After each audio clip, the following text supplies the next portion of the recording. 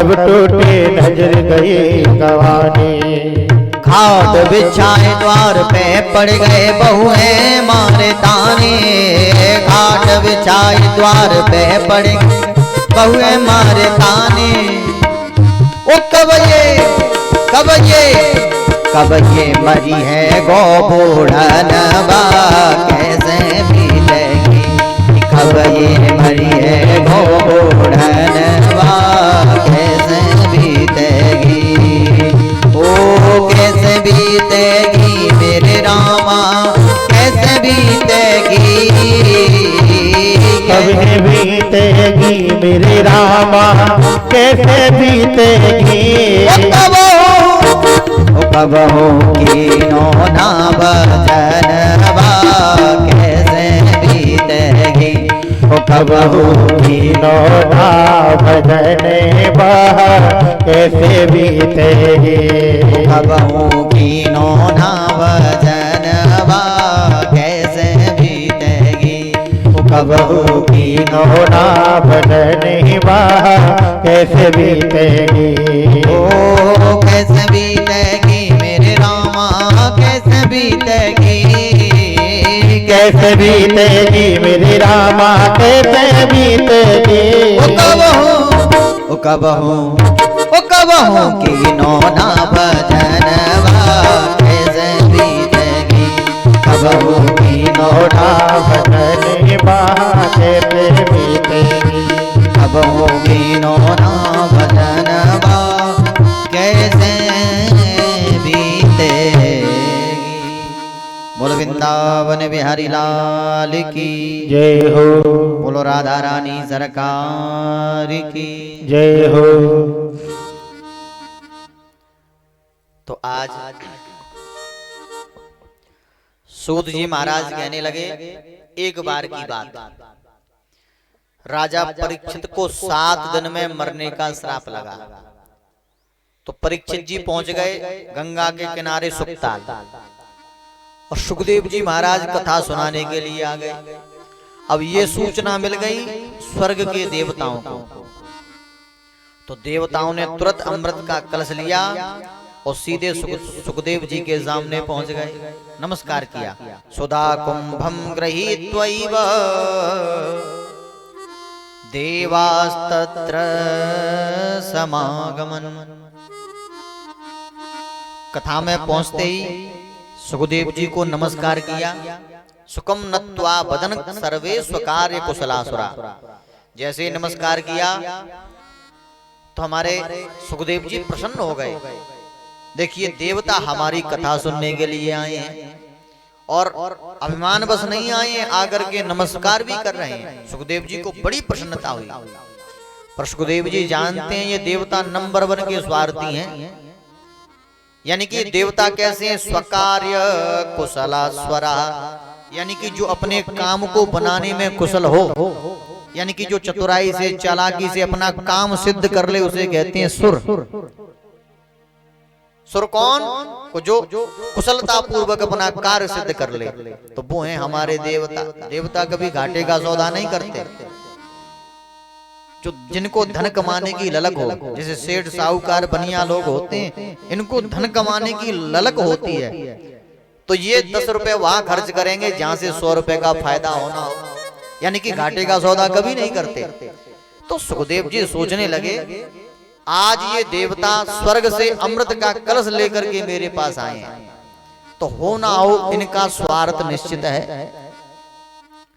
अब देवताओं ने नमस्कार किया और नमस्कार करने के बाद कह दिया महाराज हमें जैसे ही मालूम चला कि राजा परीक्षित को 7 दिन में मरने का श्राप लगा है, तो महाराज हमसे रुका नहीं गया। हम अमृत का कलश लेकर के आ गए। और महाराज एक काम करो, इस अमृत के कलश को आप ले लो और इस अमृत को राजा परीक्षित को पिला दो, ताकि परीक्षित का जो मरने का भय है वो दूर हो जाएगा, परीक्षित अमर हो जाएंगे। और जो कथा राजा परीक्षित को सुनाने वाले हो वो कथा आप हमें सुना दो। इतना सुनते ही सुखदेव जी सावधान हो गए। देखिए जहाँ ब्रह्म रात वक्ता हो और विष्णु रात श्रोता हो, ऐसे श्रोता वक्ता को कोई छल नहीं सकता। सुखदेव जी सावधान होकर के कहने लगे, अरे देवताओं, अगर तुम श्रद्धावान श्रोता बन करके आते तो तुम्हें मैं निश्चित भगवान की कथा का पान कराता, पर तुम श्रोता नहीं, तुम सौदागर आए, सौदागर बन के आए हो, भक्त नहीं, तुम अभक्त बन के आए हो। भागवत में लिखा भी है, अभक्तांस्तांश्च विद्याय न ददौ स कथामृतम। तुम सौदागर, और देखिए सौदा भी किसमें होता है का समानता में, अदला बदली किसमें होती है का समानता में। जैसे आपके पास 100 रुपए की वस्तु है, हमारे पास 100 रुपए है तो अदला बदली हो जाएगी। पर कोई व्यक्ति कांच का टुकड़ा दे करके और किसी विद्वान से या किसी धनवान से अनमोल मणि मांगे, तो बताइए ऐसा कौन सा मूर्ख होगा जो अनमोल मणि दे दे कांच के बदले? कोई नहीं देगा। तो सुखदेव जी कहने लगे, तुम्हारा जो अमृत है ना, ये कांच का टुकड़ा है और मेरा भागवत अनमोल मणि है। लिखा भी है, क्व स्वधा क्व कथा लोके क्व काच क्व मणिर्महान ब्रह्मरातो विचार्यैवं तदा देवान् जहास। तब तो सुखदेव जी ने डांट लगाई और डांट लगा करके भगा दिया, भाग जाओ, मेरे यहाँ तुम्हारे जैसे सौदागरों की जरूरत नहीं है। और सौदागर ने देवताओं को महा ठगिया। अब तो देवता उदास होकर के सीधे ब्रह्मा जी के पास गए।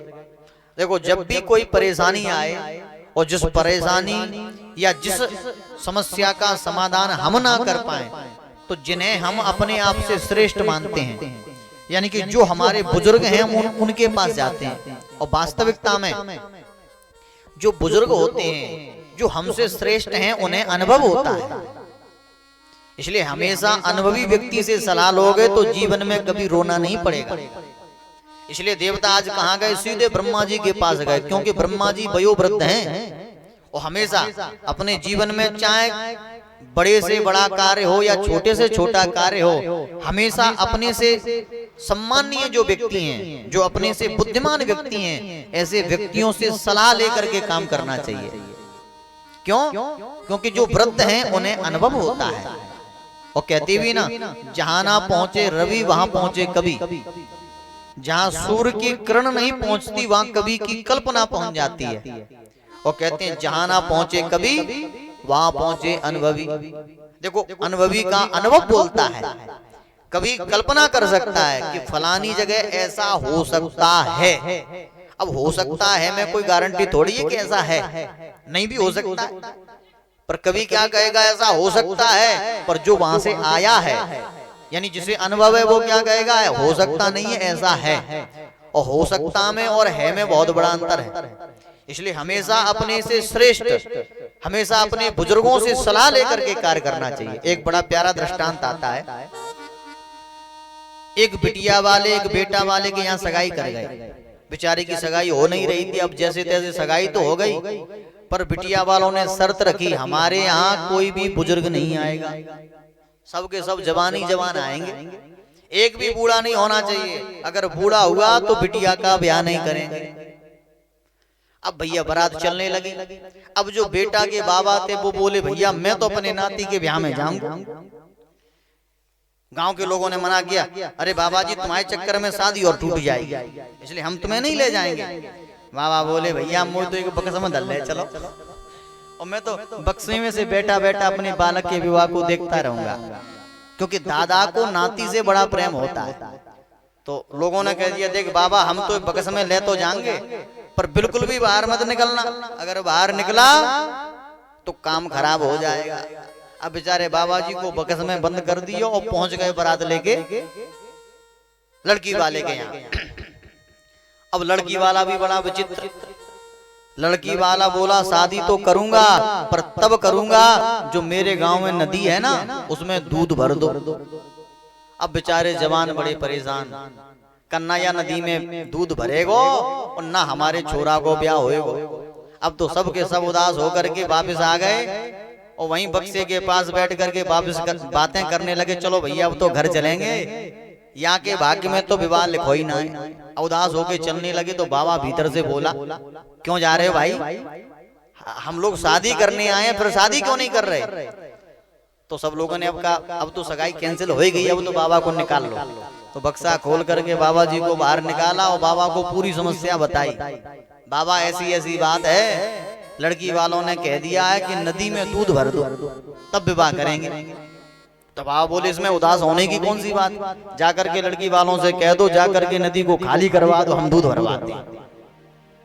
तो अनुभवी व्यक्ति इसलिए हमेशा साथ रखना चाहिए, तब जाकर के कहीं विवाह हुआ। बोल वृंदावन बिहारी लाल की जय हो।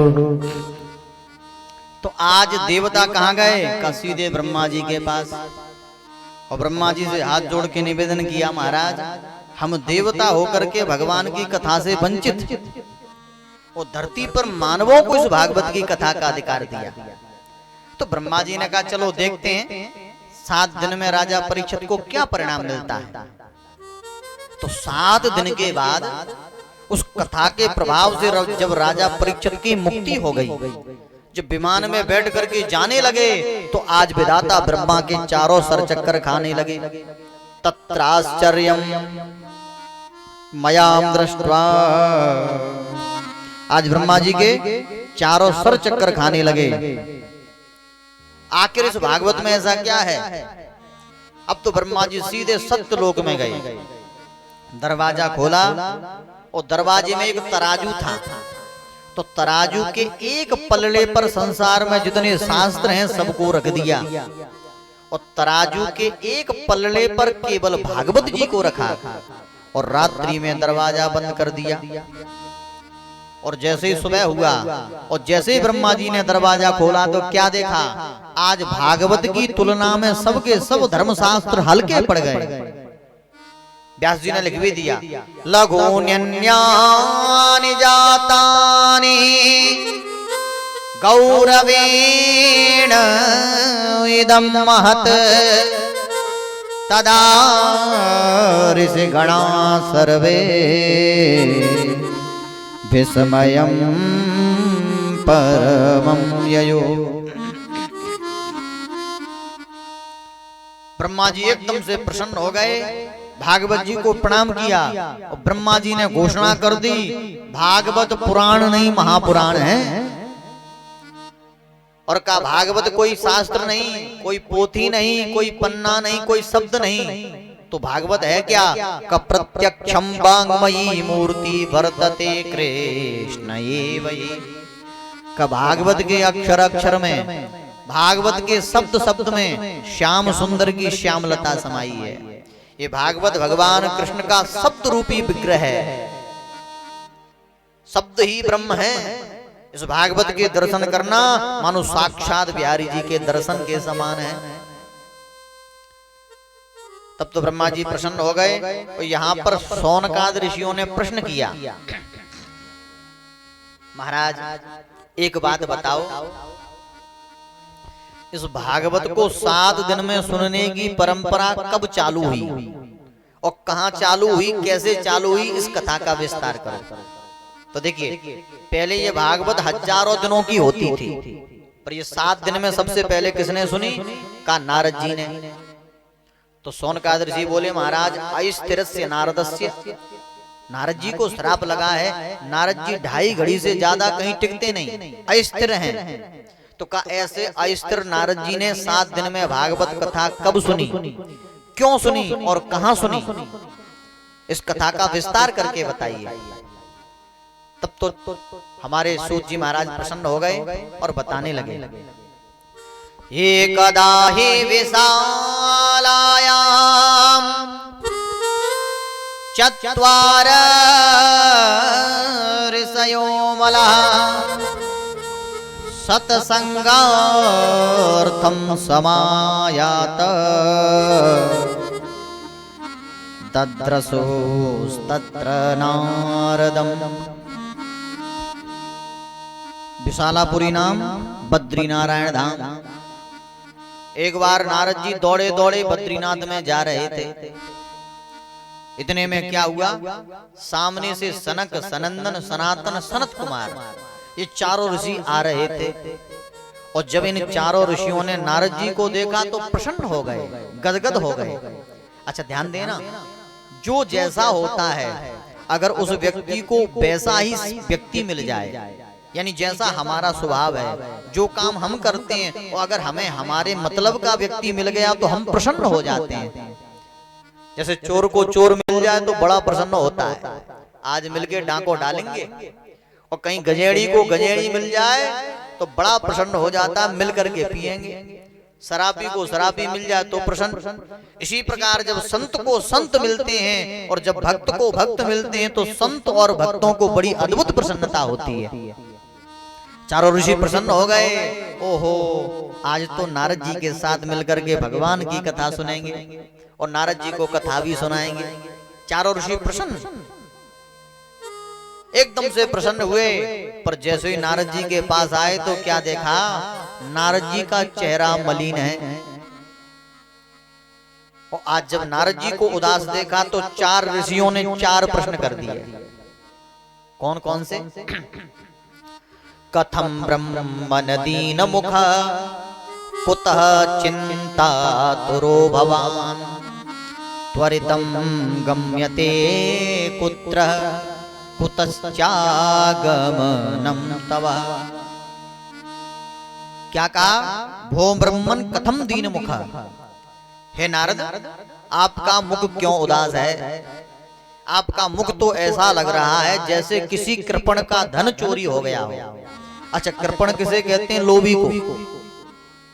अगर लोभी के 10 रुपए खो जाएं तो जिंदगी भर रोता है, सालों तक याद करता है कि फलानी जगह गया था, वहां मेरे 10 रुपए खोए थे। संसार में एक से एक लोभी पड़े हैं। अच्छा, 3 लोभी थे। एक दिन की बात, 3 लोभियों के अंदर धन खर्च करने की इच्छा पैदा हुई। तो तीनों ने विचार किया, चलो मेले में चलेंगे। का क्या खरीदेंगे? का एक काम करते, हम मेले में जाकर के घी खरीदेंगे। क्यों? क्योंकि शरीर सही तो पूरी दुनिया सही। क्योंकि पहला सुख निरोगी काया और दूजा सुख घर में हो माया। वो बात भी बिल्कुल सत्य है। एक कवि ने कहा, लग गई आग मेरे घर में, लग गई आग मेरे घर में, बचा ही क्या है, और बच गया मैं तो जलाई क्या है। अगर ये तन सलामत है तो धन संपत्ति आ जाएगी, अगर ये तन चला गया तो धन संपत्ति नहीं आने वाली। और धन संपत्ति बनी भी रहे तो किस काम की? अगर तुम खा नहीं सकते ऐसा धन किस काम का? इसलिए पहला काम है शरीर की स्वास्थ्यता का ध्यान रखें।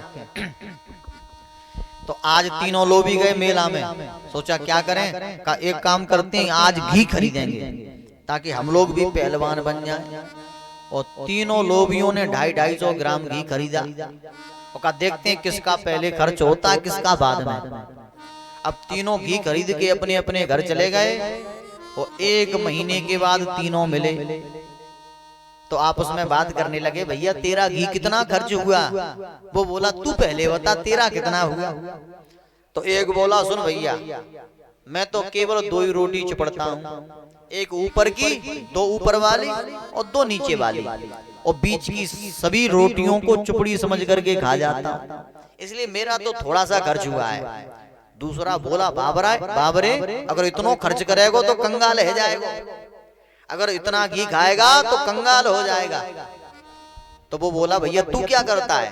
कहा मैं तो एक सुई को घी में डुबोता हूँ और सुई को लेकर के रोटियों में चुबो देता हूँ और सभी रोटी चुपड़ जाती है और सबको चुपड़ा समझ के खा जाता। तीसरा बोला, तुम दोनों भिखारी बन के रहो। कहा भैया तू क्या करता है? कहा मैंने तो कांच की डिबिया में घी को भर लिया है और उस डिबिया को लेकर के सभी रोटियों पे घुमा देता हूँ और चुपड़ी समझ के खा जाता हूँ। बोल वृंदावन बिहारी लाल की जय हो। तो संसार में एक से एक लोभी पड़े हैं। तो यहाँ पर चारों ऋषियों ने कहा, नारद जी आपका क्या चोरी हो गया जो आपका मन उदास है? और आप तो ऐसे निर्मुक्त संत हो कि आपने कभी अपने लिए कुटिया भी नहीं बनाई। और कुटिया बना के करेंगे क्या? 2.5 घड़ी से ज्यादा कहीं टिकते नहीं। इसलिए हे महाराज आपका क्या चोरी हो गया जो आप उदास हो? फिर दूसरी बात, संत कभी सांसारिक धन नहीं कमाते, संत क्या कमाते हैं कि परमार्थिक धन कमाते हैं। पारमार्थिक यानी कि परमात्मा का भजन रूपी जो धन है उसे संत कमाते हैं, और उस धन को चुराने की संसार में किसी में सामर्थ्य नहीं। संतों का जो धन है उसे कोई चुरा नहीं सकता। फिर आपका क्या चोरी हो गया? अच्छा ध्यान देंगे, जो संसार रूपी धन है इसमें और भगवान के नाम में बहुत बड़ा फर्क है। ये जो संसार का धन है ये हर जगह नहीं चलता। हम भारत छोड़ करके अगर विदेश में जाएंगे तो भारत का पैसा विदेश में नहीं चलता, और विदेश का पैसा भारत में नहीं चलता। विदेश जाओगे तो पैसे को डॉलर बनवाना पड़ेगा, और विदेश से अगर पैसा लाओगे तो डॉलर को पैसा बनवाना पड़ेगा। यानी इस देश का पैसा उस देश में नहीं चलता। तो ध्यान देंगे, ये संसारिक पैसा क्या उस देश जाएगा? अरे हमारे साथ ही नहीं जाता तो फिर वहां कैसे चलेगा? इसलिए ये धन तो साधारण है, इस धन के बगैर जीवन नहीं चल सकता, क्योंकि कमाना जरूरी है। पर इतना मत कमाओ कि उस वहां का जो देश है जहां हमें जाना है वहां पर हमें कुछ भी ना मिले। इसलिए वहां के लिए भी थोड़ा बहुत पूंजी इकट्ठी करनी चाहिए, ताकि वहां जाने के बाद भी हम भगवान के सामने खड़े हो सकें, भगवान के सामने बोल सकें।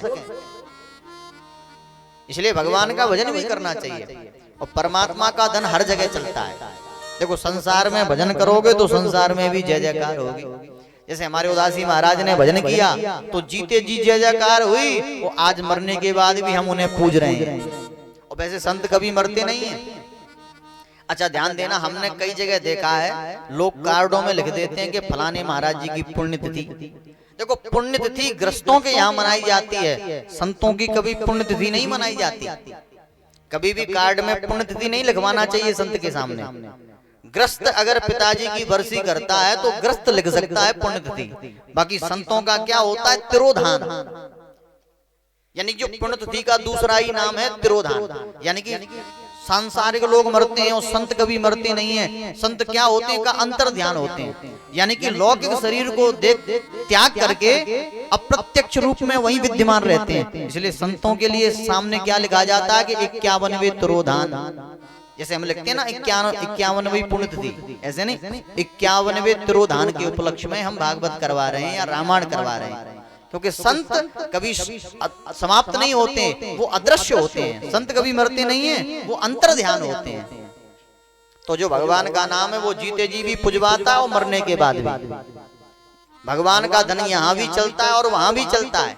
और अच्छा इसका एक फायदा है, संसार के धन को आप जितना खर्च करोगे खर्च होता जाएगा, और भगवान के धन को आप जितना खर्च करोगे उतना ही बढ़ता जाएगा।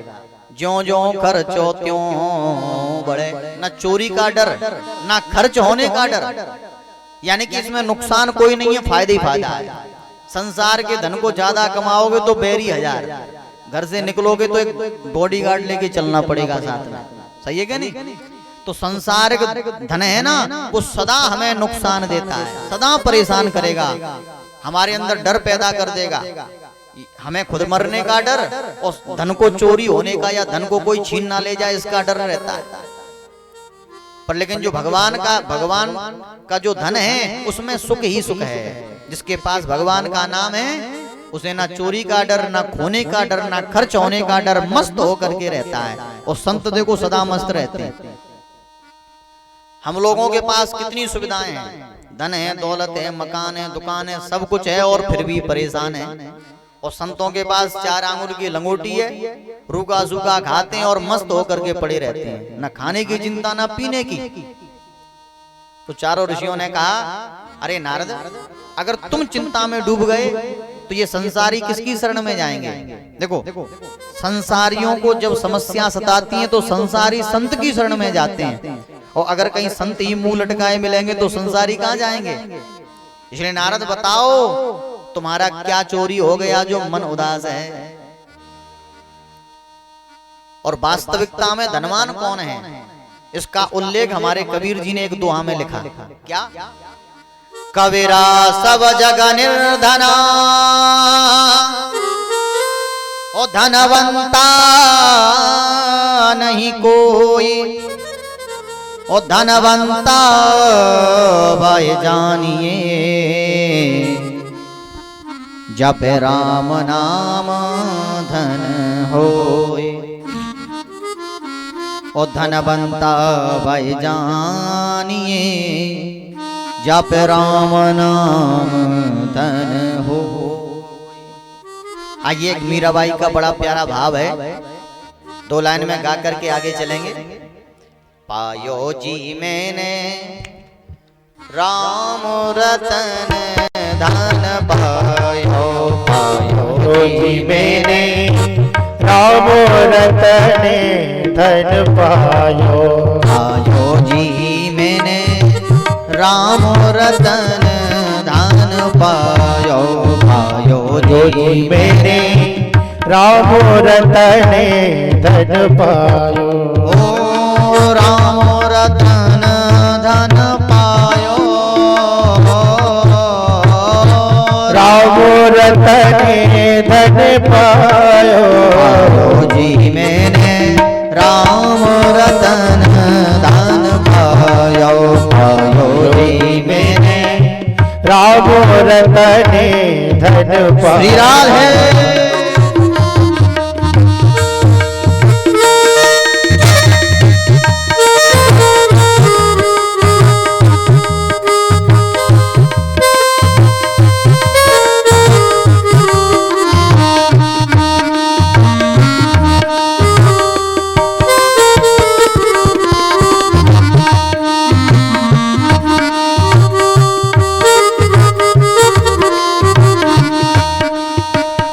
वस्तु अमोलक दी मेरे सतगुरु, वस्तु अमोलक दी मोर सतगुरु।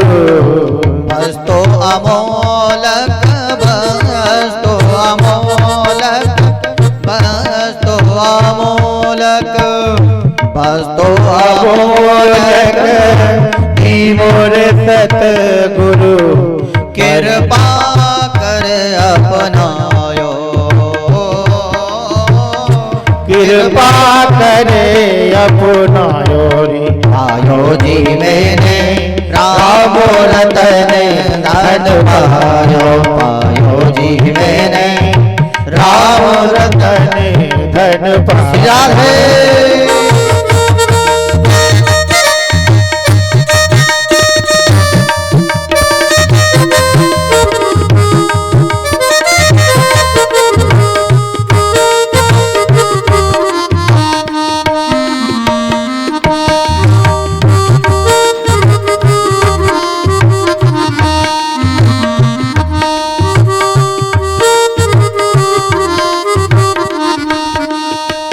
खर्चन कोई को चोर न लेवे, खर्चन में जाको चोर ना लेवे।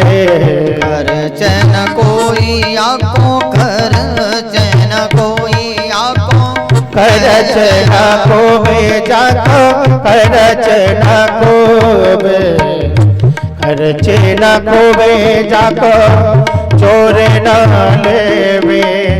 दिने दिने बढ़त सवायो, पायो जी मैंने राम रतन धन पायो।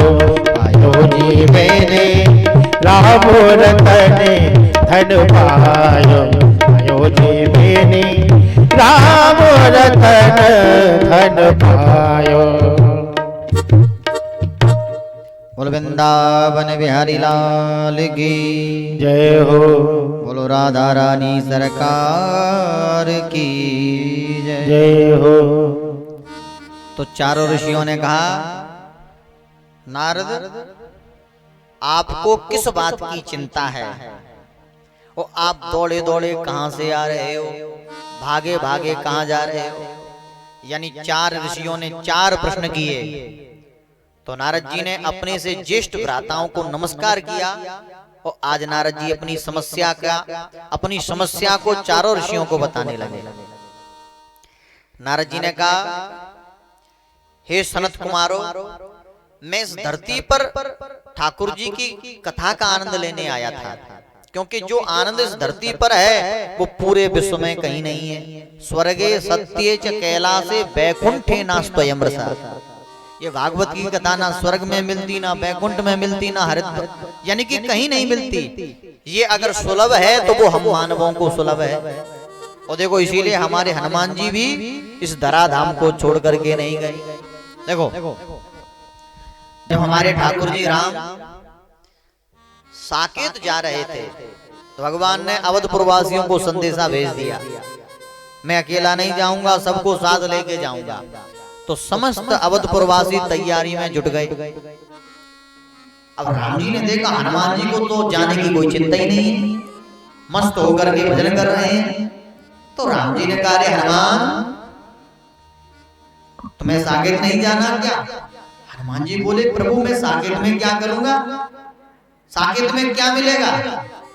राम जी बोले, बाबरे तुम्हें जरूरत किसकी है, तुम तो मेरे भक्त हो, तुम मेरे प्रेमी हो, और एक प्रेमी को अपने प्रेमी के अलावा और क्या चाहिए?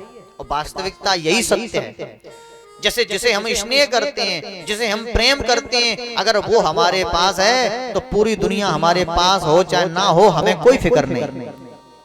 हमारा मन कभी उदास नहीं हो सकता। हम अपने प्रेमी के साथ प्रसन्न होकर के जीवन काट लेंगे, क्योंकि हम उसे प्रेम करते हैं। और देखिए जिसे हम प्रेम करते हैं वो हमारे पास नहीं है, पूरी दुनिया हमारे पास बनी रहे और फिर भी हमारा मन अशांत रहेगा, हमारा मन हमारे प्रेमी में लगा रहेगा। न जाने कब आएगा, न जाने उसे कब देखेंगे। यानी जिसे स्नेह करते हैं अगर वो ना मिला तो समझो हमें चैन कभी नहीं आ सकता। तो राम जी बोले, देखो हनुमान तुम मेरे अनन्य भक्त हो, मुझसे बहुत प्रेम करते हो, इसलिए साकेत में वैसे तो बहुत कुछ मिलेगा, पर तुम्हारे लिए संसार में किसी भी वस्तु या किसी पदार्थ या किसी सुख की कीमत नहीं।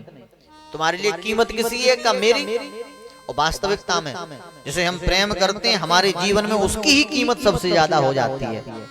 हम कहते हैं चाहे धन मिले, दौलत मिले, चाहे न मिले, हमारा प्रेम ही हमें मिले। तो राम जी ने कहा, भैया हनुमान वहां पर कुछ मिले चाहे ना मिले, मैं तुम्हें अवश्य मिलूंगा। मैं साकेत छोड़ करके कहीं नहीं जाऊंगा, 24 घंटे तुम्हारे सामने बैठा रहूंगा, तुम्हारे साथ रहूंगा। हनुमान जी ने कहा, ठाकुर जी आप तो मिलोगे, पर एक बात बताओ, जो अयोध्या के आसपास जगह जगह आपकी महिमा सुनने के लिए मिलती है, जो आपकी कथा मुझे श्रवण करने के लिए मिलती है, आपका भजन सुनने के लिए मिलता है, वो भजन, वो कथा, वो आनंद क्या साकेत में मिलेगा? राम जी बोले, सब मिलेगा पर ये कथा नहीं मिलेगी।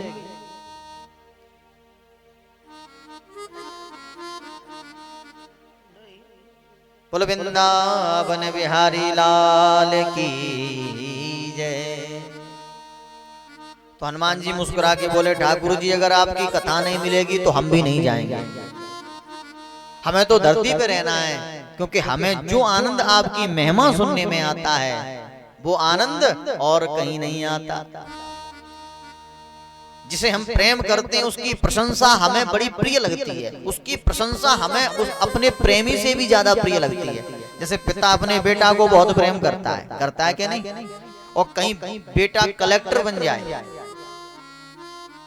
तो पिता को कितनी प्रसन्नता होगी, बहुत। और अगर वही पिता गांव में घूमने के लिए निकले और गांव वाले कहें, अरे ठाकुर साहब सुनते हो? हाँ भैया बोलो, तुम्हें मालूम है तुम्हारा बेटा कलेक्टर बन गया। अब बताओ, जिसका बेटा कलेक्टर बना हो, बताओ ऐसा हो सकता है कि उसे ना पता हो?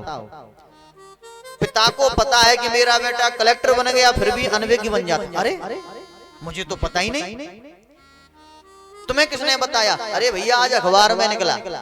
यानी कि पिता को पता है फिर भी जान मान के अनभिज्ञ बन जाता है, अनजान बन जाता है। क्यों? क्योंकि जानता है मैं अनजान बन जाऊंगा तो मेरे गांव के लोग मेरे बेटा की तारीफ करेंगे, और पिता को पुत्र की तारीफ सुनने में बड़ा आनंद आता है। ऐसा होता है कि नहीं होता है? तो इसी प्रकार जिसे हम प्रेम करते हैं उसकी कोई प्रशंसा करे तो बड़ा अद्भुत आनंद आता है, जिसे हम प्रेम करते हैं उससे भी ज्यादा आनंद आता है। तो हनुमान जी ने कहा, ठाकुर जी मुझे साकेत नहीं, मुझे तो धरती पे रहना है। इसीलिए लिख दिया, रामचरित सुनबे को रसिया, और राम लखन सीता मन बसिया। तो नारद जी बोले, मैं भी इस कथा का आनंद लेने के लिए धरती पे आया। अब मेरे मन में विचार आया, पहले धरती का भ्रमण करूं। तो मैं धरती के सभी तीर्थों में गया। कहां? पुष्करम च प्रयागम च काशीम गोदावरीम तथा। पुष्कर गया, प्रयागराज गया, काशी बनारस गया, नासिक जाकर के गोदावरी मैया में स्नान किया, हरिद्वार गया, कुरुक्षेत्र गया और जगन्नाथपुरी गया, श्री रंगनाथ भगवान के दर्शन किए, सेतबंद रामेश्वर गया। नारद जी बोले धरती में जितने तीर्थ हैं मैंने सभी तीर्थों में जाकर के भ्रमण किया, पर नारद जी बोले भैया मेरे मन को शांति नहीं मिली। मनः संतोषकारकम, मन को शांति क्यों नहीं मिली? उसका कारण है आजकल जितना पाप तीर्थों में हो रहा है उतना पाप दुनिया में कहीं नहीं हो रहा। हमारा बारात बहुत अच्छा है, आप तीर्थों में जाइए वहां ज्यादा गंदगी मिलेगी। जितने भी हमारे क्षेत्र के बुरे लोग होते हैं ना, जो मार काट करने वाले, 2-4 मर्डर कर दिए, सोचा बचें कैसे, तो बनाई रखाई दाढ़ी बन गए बाबा और पहुंच गए वृंदावन या बनारस। अब बताइए जो पुलिस के डर के मारे भग करके तीर्थ में रहने लगेंगे, वो दाढ़ी रखाएं चाहे तिलक लगाएं, उनका स्वभाव थोड़ी बदल सकता है। तो ऐसे लोग जब तीर्थ में पहुंच जाते हैं वो तीर्थ को भी विषैला बना देते हैं, तीर्थ को भी दूषित कर देते हैं। और तीर्थ में लोग श्रद्धा लेके जाते हैं, भावना लेके जाते हैं, और तीर्थ के जब पंडा पुजारी लोग छलते हैं या ठगते हैं या जो वैसे लोग हैं, देखो तीर्थ में ज्यादा आपको चोर उचक्का मिलेंगे, क्योंकि सभी जानते हैं जो जाता है धन खर्च करने के लिए जाता है।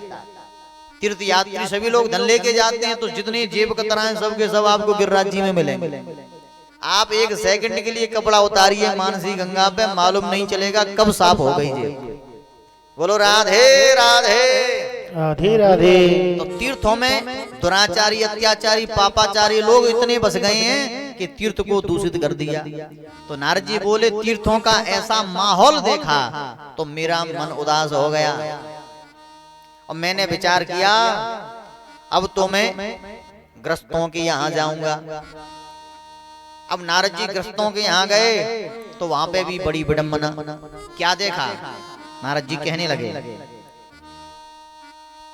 तरुणी प्रभुतागे श्याल को बुद्धिदायका कन्या विक्रियणो लोभाद दंपती नाम चकलकनम। का ग्रस्तों के यहाँ देखा, एक तो ग्रस्त कभी सत्य नहीं बोलते, सत्यम नास्ति, कोई भी व्यक्ति सच बोलना नहीं चाहता, और सुबह से शाम तक लाखों झूठ बोलते हैं। और आजकल झूठ का सबसे बड़ा उपाय है फोन। इस फोन पर व्यक्ति पल पल में झूठ बोलता है। अभी घर में बैठे हैं, अरे भैया बस आधे रास्ते में आ गए। और शास्त्र कहता है झूठ बोलना पाप है, कभी नहीं बोलना चाहिए। बोलना क्या चाहिए? सच। क्यों? क्योंकि साच बराबर तप नहीं और झूठ बराबर पाप, और जाके हृदय साच है सुबह के हृदय आप। पर नारद जी बोले मैंने देखा कि संसार का हर व्यक्ति झूठ बोलता है, कोई शुद्धता पवित्रता से नहीं रहता, किसी के अंदर दया दान नहीं रहा। संसार के सभी जीव केवल पेट को भरने के लिए जी रहे हैं। पर शास्त्र कहता है खाने के लिए मत जियो, जीने के लिए खाओ। अरे उतना खाओ जिससे जीवन चल सके। पर आजकल पूरी दुनिया माया के पीछे भाग रही है। संसार के सभी लोग खाने के लिए जी रहे हैं। उदरम भरेणु जीवा बरा कहा कूट भाषण, दिनों रात खाते रहते हैं, और जब भी बोलते हैं तब विष ही उगलते हैं, यानी कि कूट भाषा बोलते हैं। और शास्त्र कहता है कभी भी अपनी वाणी से अशब्द नहीं बोलना चाहिए। वाणी से ऐसी बात नहीं बोलनी चाहिए जिससे किसी को कष्ट हो। वाणी कैसी बोलिए? का वाणी ऐसी बोलिए जो मन का आपा खोए, और को शीतल करे और आप शीतल हो। देखो कौआ भी काला, कोयल भी काली, पर कौआ बोले तो लोग पत्थर मारते हैं। अरे सुबह सुबह बोलने लगा भगाओ। और अगर कोयल बोले तो लोग मन लगा करके सुनते हैं, क्योंकि काले दोनों हैं पर लेकिन फर्क केवल वाणी का है।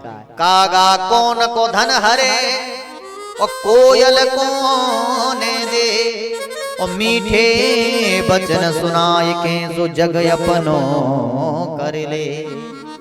इसलिए वाणी कैसी बोलो का मीठी। पर नारद जी बोले मैंने देखा हर व्यक्ति की वाणी से विष ही निकल रहा है। बहुत कम लोग हैं जो सत्य बोलते हैं और जो अच्छा बोलते हैं। शास्त्र कहता है अच्छा बोलो, अच्छा खाओ, अच्छा सुनो, अच्छा कहो, भद्रम शृणु भद्रम पश्य। अच्छा करना चाहिए। पर आजकल कोई अच्छा करना नहीं चाहता, क्योंकि किसी को अच्छा करना अच्छा ही नहीं लगता। बोलो राधे राधे। नारद जी बोले मैंने ग्रस्तों की यहाँ एक बड़ी विडंबना देखी। क्या? का माता पिता की सेवा कब तक? का जब तक बहू के हाथ में तिजोरी की चाबी ना आ जाए। और जैसे ही चाबी आई सोई सासुर की खटिया घर के किसी कोने में डाल दी या कहीं खेत खलियान पर डाल दी। अच्छा एक बात और है, घर में चाहे जितना बड़ा काज हो जाए कोई माता पिता से सलाह नहीं लेता। तो कहा भैया सलाह किससे ली जाती है? का सियाल को बुद्धिदायका। का ससुराल से साले साहब को बुलाया जाता है। का भैया अगर साला होशियार हो, चतुर हो तो सलाह लेने में क्या परेशानी? का साला सलाह खूब दे रहा है पर लेकिन घर में सुधार हो ही नहीं रहा। घर में जो क्लेश है और बढ़ता जा रहा है, इसका मतलब बुद्धिमान नहीं है। और अगर बुद्धिमान होता तो घर का क्लेश नष्ट हो जाता। पर क्लेश नष्ट हो चाहे ना नष्ट हो, सलाह तो साले से ही ली जाएगी। देखिए माता पिता से सुंदर सलाहकार बालक के लिए कोई और नहीं हो सकता। संसार का हर व्यक्ति आपके साथ अहित करेगा, छल करेगा। पूरी दुनिया अपने फायदे के बारे में सोचती है। संसार के सभी लोग स्वार्थी हैं। कभी कोई व्यक्ति ये नहीं चाहता कि फलाने का भला हो जाए। अगर फलाने का कोई भला कर रहा है, जैसे कोई पराये का भला कर रहा है, तो उसे उस भला करने में भी कोई स्वार्थ दिख रहा होगा तब भला करेगा। बगैर स्वार्थ के कोई भला नहीं कर सकता, क्योंकि संसार स्वार्थी है। सुर नर मुनि जन की यह रीति, स्वार्थ लाग करें सब प्रीति। इसलिए सलाह लेनी है तो किससे ले? माता पिता से। पर लेकिन आज कलयुग में क्या हुआ कि वार्ताम प्रक्षति कोपी न गए। माता पिता से कोई सलाह नहीं लेता। किससे लेते हैं? साले से। पर देखो शास्त्र में तो ही लिखा, पर लेकिन लोकाचार में एक कहावत है। संसार के लोग एक कहावत कहते हैं क्या? का घरे बिगाड़े यारो, दीवारे बिगाड़े यारो और घरे बिगाड़े सा। तो नारद जी बोले सबसे बड़ी विडंबना कलयुग में बुजुर्गों का सम्मान कम हो गया। माता पिता की कोई सेवा नहीं करता। और दूसरी बात का कलयुग के लोग बहुत ज्यादा लोभी हो गए। इतने लोभी हो गए कि लोभ के कारण बालक बालिकाओं का क्रय विक्रय करते हैं। अच्छा ध्यान देंगे, संबंध किसे कहते हैं? समधि और संबंध किसे कहते हैं? का जहां पर सामने वाले की भावना मिल जाए, सामने वाले का स्वभाव मिल जाए, सामने वाले का एक दूसरे से मन मिल जाए, उसे कहते हैं संबंध। पर आज के युग में भाव मिले, सम्मान मिले, मन मिले चाहे ना मिले, स्वभाव मिले चाहे ना मिले, केवल धन मिल जाए। संबंध केवल धन के बल पर होता है। का जो हमें 15 लाख देगा हम तो वहीं से शादी करेंगे। अब जो रिश्ता केवल धन के बल पर जोड़ा जाता है वो रिश्ता जीवन भर परेशान करता है। बहू भी आएगी तो कहीं 15 लाख लेके आई हूँ, प्रेमन आई, तुम्हारे बालक को मैंने खरीदा है। तो नारद जी बोले जब मैंने ये देखा तो मेरा मन उदास हो गया और मैंने देखा घर घर में क्लेश मचा हुआ है। अब मुझे लगा भैया अब तो मैं संतों के यहाँ जाऊंगा। तो नारद जी अब पहुंच गए संतों के यहाँ। पर नारद जी बोले महाराज संतों के यहाँ भी बड़ी विडंबना। क्या देखा? पाखंड निरता संतो विरक्तास परिग्रह आश्रम यवनैरुद्धा तीर्थानि सरितस्तथा। हमने देखा कि कलयुग के संत भी सबके सब पाखंडी हो गए। अब आप कहोगे महाराज पाखंड किसे कहते हैं? तो विद्वान बताते हैं पापस्य खंडः सा पाखंड। पाप के खंड जिसे कहते हैं, पाप के खंड जिसे कहते हैं, पाखंड। पाप के खंड जिसे कहते हैं, पाखंड। पाप के खंड जिसे कहते हैं, पाखंड। पाप के खंड जिसे कहते हैं, पाखंड। पाप के खंड जिसे कहते हैं, पाखंड। तो विद्वान बताते हैं पापस्य खंडः सा पाखंड। जो पाप का ही खंड है उसे कहते हैं पाखंड। यानी कि कलयुग में वास्तविक संत का सम्मान नहीं है। देखो पहले के समय में संत जितना ज्यादा तपस्वी होते थे, जितना ज्यादा भजनानंदी होते थे, जितना ज्यादा ज्ञानी होते थे और जितना ज्यादा एकांत में निवास करते थे, उन संतों की पूजा ज्यादा होती थी। और आज कलयुग में किसकी पूजा है का जो संत 2-4 देशों का परिभ्रमण कर ले और जिसके पास 10-20 गाड़ियां हो, जिसके पास 10-20 आश्रम हो और हर कमरे में एसी लगी हो और 2-4 10-20 बॉडीगार्ड हो जिसके साथ, अगर ऐसा संत दिख जाए तो लोग सम्मान करते हैं। देखो बहुत पहुंचे महात्मा है। जैसे कोई भजनानंदी संत अगर पैदल चल करके यहाँ आ जाएगा तो कोई खड़ा होकर के राम राम भी नहीं करेगा, प्रणाम करना तो दूर। और कहीं एक बाबा जी के पीछे 10-20 गाड़ी आ गई, 4-6 बॉडीगार्ड, तो लोग अपने आप खड़े हो जाएंगे, अरे बहुत बड़े महात्मा हैं। क्योंकि कलयुग में दिखावे का सम्मान है, वास्तविकता का सम्मान नहीं है। एक कवि ने लिखा भी है कि दुनिया तो रीझी है बाहर की सजनाई पे, अंदर की पे कोई नहीं रीझा। अरे जो दिखता है वो बिकता है कलयुग में। तो इसलिए कवि ने कहा दुनिया तो रीझी है बाहर की सजनाई पे और चांदी के बर्ग चढ़े हैं गोबर की मिठाई पे। यानी जो दिखता है वो बिकता है। चमत्कार को नमस्कार, ये कलयुग का नियम है।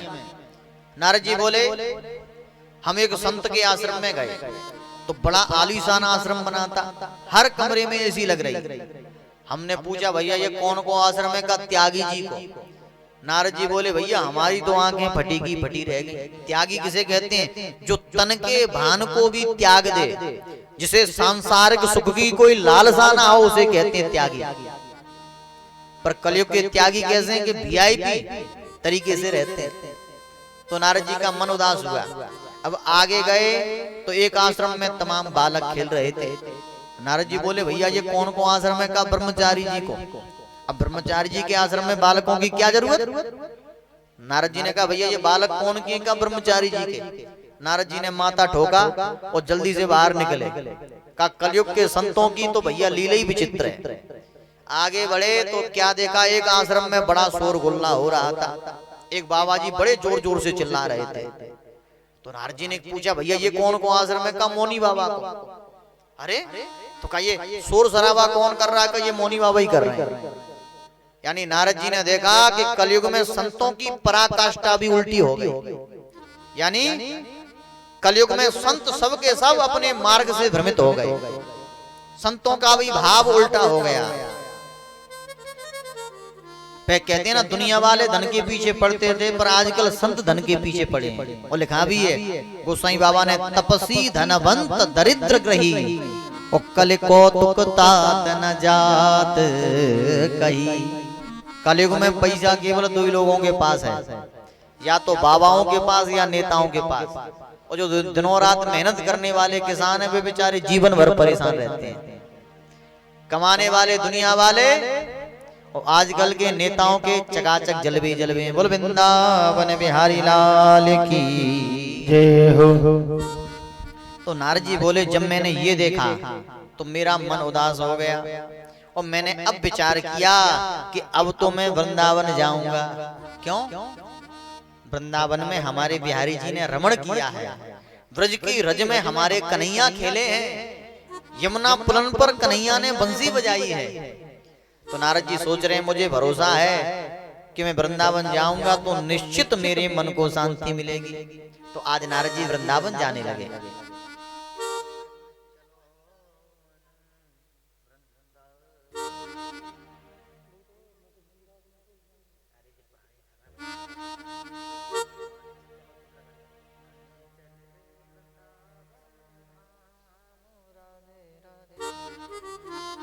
तो आज नारद जी वृंदावन जाने लगे। और आइए हम लोग भी एक भजन के माध्यम से अपने मन को वृंदावन लेकर के चलेंगे। वैसे तो विद्वानों का मानना है जहां पर भागवत भगवान विराजमान हो जाएं, जहां पर भागवत की कथा होती है वो जगह वृंदावन बन जाती है। आज हमारे भदौरिया जी ने आपके इस गांव बरहेद और उदासी बाबा के आश्रम को ही वृंदावन बना दिया। वैसे तो हमारे उदासी बाबा ने तपस्या करके इस जगह को ही, महाराज जी ने यहाँ समाधि लिया तो इस समाधिस्थ जगह को ही तीर्थ कहते हैं। जहाँ संत शरीर का लौकिक शरीर को त्यागते हैं वो जगह ही तीर्थ बन जाती है। पर आज यहाँ कथा हो रही है तो ये आज वृंदावन बन गया, पर फिर भी हम अपने मन को वृंदावन लेकर के चलेंगे। कैसे? देखो भैया, टिकट तो लगेगा नहीं, किराया भाड़ा नहीं चाहिए हमें, आपका टिकट पैसा नहीं खर्च होगा।